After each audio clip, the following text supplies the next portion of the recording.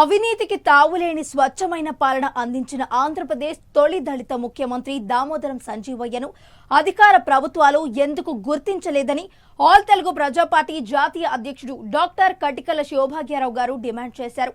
కర్నూలులో జరిగిన దామోదరం సంజీవయ్య జయంతి సభలో ఆయన మాట్లాడుతూ దామోదరం సంజీవయ్యకు భారతరత్న ప్రకటించాలని వారు డిమాండ్ చేశారు. ఇంత గొప్ప వ్యక్తి మహనీయుడికి పేరు పెడతానికి కూడా అర్హత లేకపోతే అంతటి గొప్ప మహనీయుడిని ఎందుకు అసలు చేస్తున్నారు? సరే, పేరు పెట్టలేదు, చిన్న పేరు, ఈ జిల్లాకు చిన్న పేరు. ఎంతోమందికి భారతరత్న ఇచ్చారు.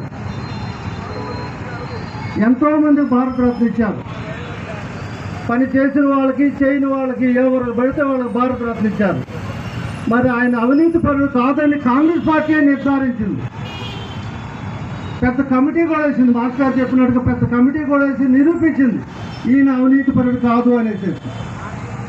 అలాంటి అవినీతి పరుడు కాని వ్యక్తికి భారతరత్న ఇవ్వచ్చు కదా. మరి ఎందుకని భారతరత్న ఇవ్వట్లేదు? కనీసం ఈ యొక్క జిల్లాకి పేరు ఆల్రెడీ పెట్టేశారు కాబట్టి మళ్ళీ దాన్ని తీయమంటం కూడా భావ్యం కాదు. ఒకసారి పేరు పెట్టిన తర్వాత, దామోదర్ సంజీవయ్య పేరు పెట్టిన తర్వాత ఆ పేరును మార్చమని అడగడానికి కూడా బాగుండదు. పేరు పెట్టేశారు. సో మీరు పేరు పెట్టుకున్నారు కాబట్టి మాకు భారతరత్న ఇవ్వండి. ఈ యొక్క అవినీతి రహిత పాలన అందించిన దామోదర్ సంజీవయ్య గారికి భారతరత్న గారికి ఇవ్వగలిగితే ఈ రాష్ట్రంలో ఉన్న ఫస్ట్ ఆనందించేది ఈ యొక్క జిల్లా.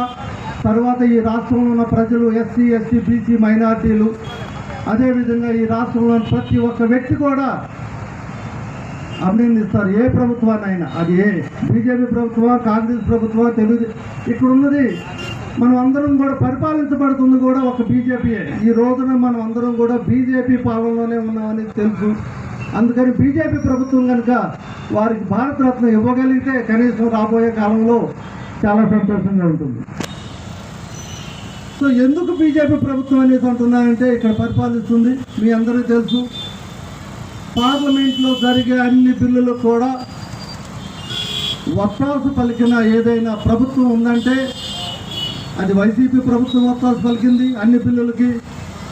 తెలుగుదేశం కూడా వత్తాసు పలికింది. ఇక్కడ ప్రతిపక్షం లేదు. ఇందాక రామయ్య యాదవ్ గారు చెప్పినట్టుగా ఇక్కడ ప్రతిపక్షం లేదు, అధికార పక్షం లేదు.